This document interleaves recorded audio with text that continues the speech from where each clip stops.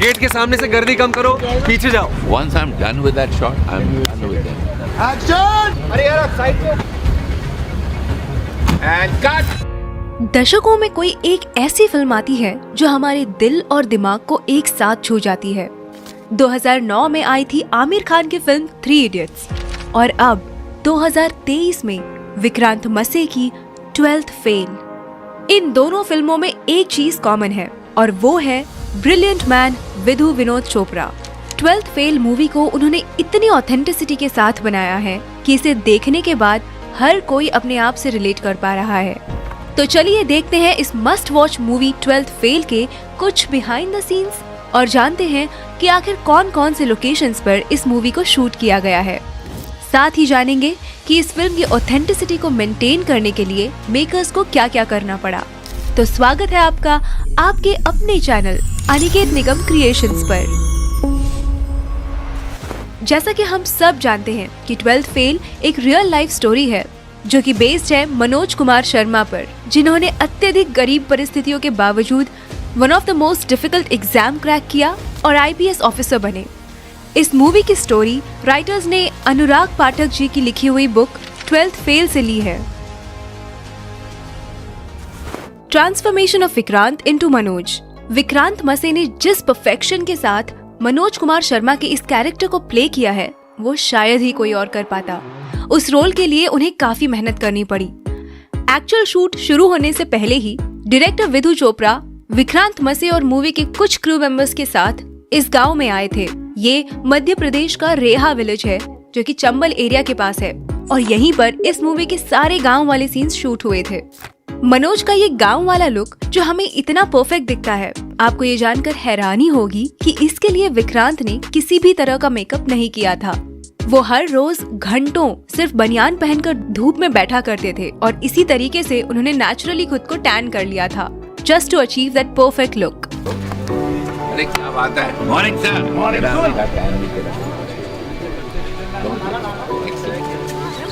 लेकिन ज्यादा धूप की वजह से उनकी स्किन इतनी ज्यादा टैन हो गई थी कि वो जली हुई लग रही थी और ये कुछ सीन्स में एविडेंट भी है। फॉर एग्जाम्पल ये वाला सीन जहाँ मनोज की दादी अपनी जमा पूंजी उसे सौंपती है ये कहकर, खर्चे की चिंता मत करियो, अब बड़ा पुलिस अफसर बनकर ही लौटियो। एंड देन ये वाला सीन मेंस एग्जाम में फेल होने के बाद जब मनोज श्रद्धा के घर मसूरी जाते हैं, उस सीन में भी उनकी बर्न स्किन हमें क्लियरली दिखती है। इसे वो लोग मेकअप से कवर डेफिनेटली कर सकते थे, लेकिन विक्रांत ने कहा कि इसे एज इट इज रहने देते हैं क्योंकि उस सीन में मनोज लो और अंडर कॉन्फिडेंट फील कर रहे थे because of his failure in the exam और विक्रांत भी उस वक्त बर्न स्किन की वजह से कुछ वैसा ही फील कर रहे थे। इस तरह वो अपनी परफॉर्मेंस को और एनहांस कर पा रहे थे। बाय द वे, अगर मेकर्स चाहते तो पोस्ट प्रोडक्शन यानी कि एडिटिंग के वक्त भी स्किन को क्लियर और लाइटन कर सकते थे, but they had decided to keep it natural. Madhya Pradesh के उस रेहा गांव में शूट हुए सीन्स के ये रहे कुछ बिहाइंड द सीन्स क्लिप जिसमें 12वीं क्लास में पास होने के लिए मनोज पर्चियां बना रहा होता है। देखिए DOP ने कैसे उसे अपर एंगल से शूट किया था और तब इतना भारी वजन का कैमरा उन्होंने अपनी कमर से बांधा हुआ था। Making of cheating scene. ये जो चीटिंग वाला सीन है इसे शूट करते वक्त डायरेक्टर विधु विनोद चोपड़ा जी को काफी तकलीफ हुई थी क्योंकि इस लोकेशन के साथ साथ हमें इसमें दिख रहे सभी स्टूडेंट्स रियल हैं। जूनियर आर्टिस्ट को पता होता है कि शूटिंग के टाइम कैसे बिहेव करना है और भीड़ वाले सीन्स में उनकी नजर कैमरे की तरफ होनी चाहिए कि नहीं, लेकिन इन स्टूडेंट्स को बार बार बताने के बावजूद भी वो वही गलती दोहरा रहे थे और फाइनली जैसे तैसे उन्हें कसम देकर डायरेक्टर साहब ने उनसे ये एग्जाम वाला सीन शूट करवाया था। कैमरे में नहीं देखो। And cut, one more.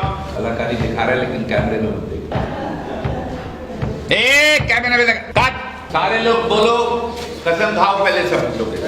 ऐसा हाथ रख के कैसे कसम खाता हो तुम? इधर रख के बोलो मैं कसम खाता हूँ। हाँ, कि मैं कैमरे में नहीं देखूंगा। बिल्कुल बिल्कुल। चलो action and cut. I think we got it. Playback. सब लोग बहुत अच्छा कर रहे हैं, बहुत अच्छा हंसे तुम लोग। Excellent, thank you, very good job.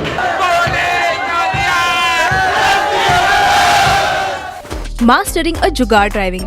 Total इसमें 4 और रिवर्स। ये जो सवारी थी उसे गांव वाले लोग जुगाड़ कहते हैं, क्योंकि इसे किसी कंपनी में नहीं बल्कि गांव के किसी बुद्धिमान आदमी ने लिमिटेड रिसोर्सेज से जुगाड़ करके बनाया होता है। इन जुगाड़ू चीजों को चलाना भी उतना ही मुश्किल होता है जितना इसका इनोवेशन। घर के खर्चे निकालने के लिए मनोज और उसका भाई इस जुगाड़ को चलाते हैं। इन कुछ सीन्स के लिए मनोज के भाई का रोल प्ले कर रहे एक्टर राहुल कुमार ने स्पेसिफिकली ये जुगाड़ चलाना सीखा था और तब जाके इसके कुछ सीन्स उसी एमपी के गांव रेहा में शूट किए थे। पहले दिन तो मुझे बहुत तंग किया इस अफलातून ने, लेकिन हाँ धीरे धीरे पकड़ में आई। Making a setup at Mukherjee Nagar. जब मनोज अपने नए नवेले दोस्त पांडे के साथ आईपीएस बनने दिल्ली आता है, तब वो वहाँ लगे हुए सब कोचिंग के एडवर्टाइजमेंट्स वाले ढेर सारे बैनर्स और पोस्टर्स देखता है। उसी के साथ वो मुखर्जी नगर की भीड़ भी देखता है और अपने दोस्त से कहता है, इतने सारे स्टूडेंट है भैया, कैसे हो पाएगा? वेल, ये सब जो बैनर्स वहाँ लगे हुए हैं वो मूवी के प्रोडक्शन डिजाइनर टीम की ही बनाई हुई है। इस सीन को दिल्ली के मुखर्जी नगर में ही शूट किया गया था, जिसे यूपीएससी एस्पिरेंट्स का हब भी कहा जाता है।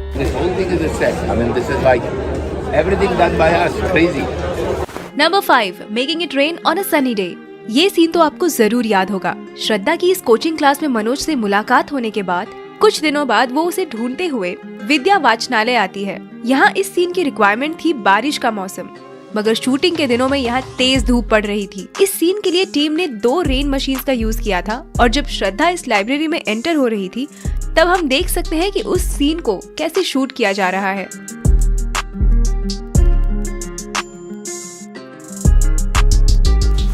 Number 6, Medha sang a song in reality। इस ट्रूथ एंड डेयर सीन में जब श्रद्धा पर गाना गाने का डेयर आता है, आपको ये जानकर हैरानी होगी कि ये आवाज न श्रेया घोषाल की है न किसी और प्लेबैक सिंगर की, बल्कि इसे खुद मल्टी टैलेंटेड एक्ट्रेस मेधा शंकर ने ही गाया है, और वो भी ऑन लाइव लोकेशन। इससे हम समझ सकते हैं कि ये मूवी कितनी ऑथेंटिसिटी के साथ बनाई गई है। जब कास्ट एंड क्रू में से कोई अच्छा काम करता था तो डायरेक्टर विधु उसे 20 रुपए एज अ रिवॉर्ड देते थे, as a mark of good job that somebody had done. जब इस पर्टिकुलर सीन का शूट खत्म हुआ तो विधु जी ने मेधा को 100 रुपए दिए थे, which was 5 times of his regular reward. Indeed, it was worth it. क्योंकि सच में यहाँ पे मेधा जी की परफॉर्मेंस हार्ट स्टीलिंग थी। 100 rupees. When I give 100 rupees, you know how nice it is.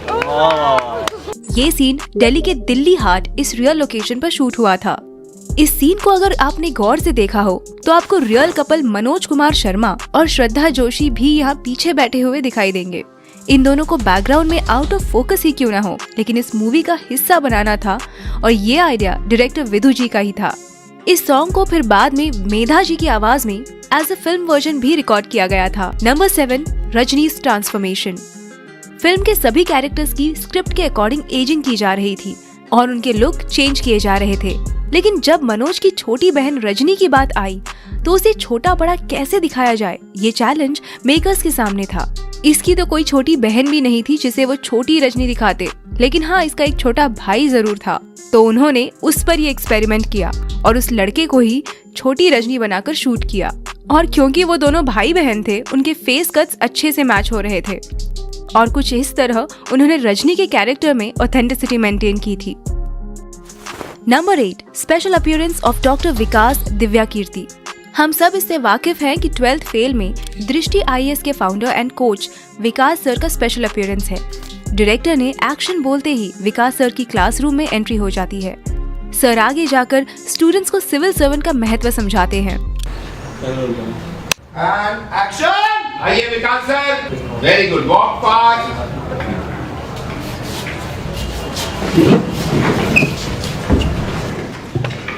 बैठिए। आईएएस बनना बड़ी बात नहीं है, बड़ी बात यह है कि जिस कुर्सी पर आप बैठेंगे ना, उससे आपकी इज्जत ना हो, बल्कि आपसे उस कुर्सी की इज्जत बढ़े।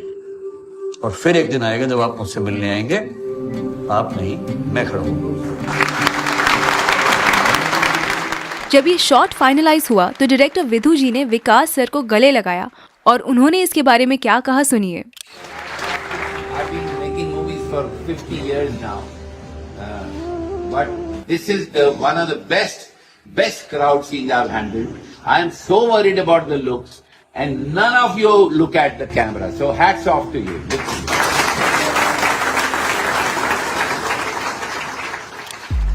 आपकी जानकारी के लिए बता दें कि इस मूवी के कुछ सीन्स और डायलॉग्स विकास सर ने खुद ही लिखे हैं, खास करके ये लास्ट वाला इंटरव्यू वाला सीन।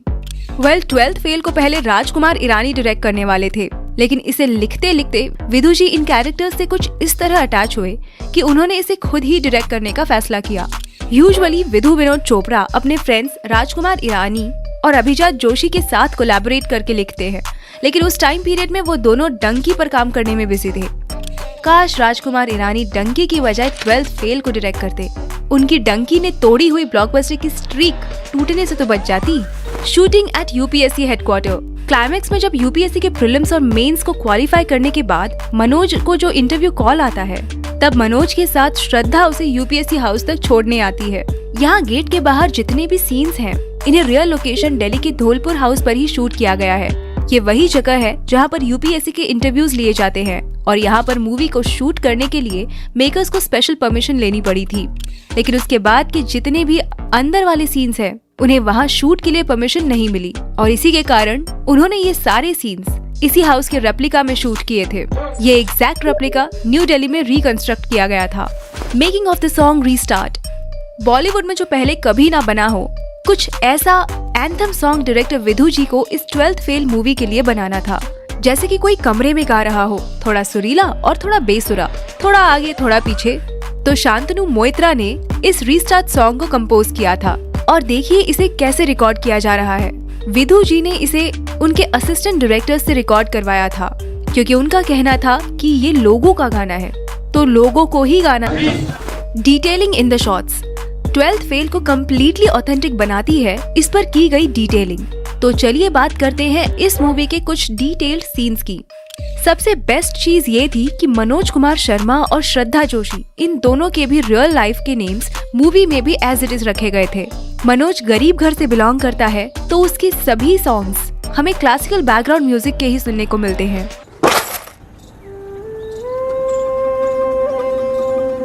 तो पैसा और श्रद्धा के सोलो सॉन्ग्स पर मॉडर्न म्यूजिक का लहजा है। तुम नजर से बोलो ना। लेकिन जब वो दोनों साथ में आ जाते हैं, तब इन दोनों क्लासिकल और मॉडर्न म्यूजिक को ब्यूटीफुली कंबाइन करके प्रेजेंट किया गया है। अब जाओ, पलट दो दुनिया। Will you marry me, Manoj? Shraddha deputy collector बनने के बाद जब मनोज के इंटरव्यू के दिन दिल्ली आती है, जिस व्हाइट एम्बेसडर कार में वो दोनों यूपीएससी के लिए ट्रैवल करते हैं, उस कार के नंबर प्लेट की शुरुआत यूए यानी कि तब के उत्तरांचल और आज के उत्तराखंड को रिप्रेजेंट करती है। 12th फेल के ऑलमोस्ट सभी सीन्स रियल लोकेशन पर ही शूट हुए हैं। हालांकि गांव वाले सभी सीन्स को डायरेक्टर और team easily Mumbai film city में शूट कर सकते थे, but they decided to shoot it in the real village of Reha, just to be a lot more authentic. ये पहली ऐसी फिल्म है जो रियल मुखर्जी नगर और राजेंद्र नगर में शूट हुई है, और वो भी रियल यूपीएससी स्टूडेंट्स के बीच। मुखर्जी नगर में हर हिंदी मीडियम का वो बच्चा था जो अपने गांव में ये बोल के आया था कि मुझे कुछ करके दिखाना है। उसमें भी एक इस मूवी का हर एक सीन डिटेल है, जिन्हें डायरेक्टर और उनकी टीम ने काफी मेहनत और ध्यान से बनाया है।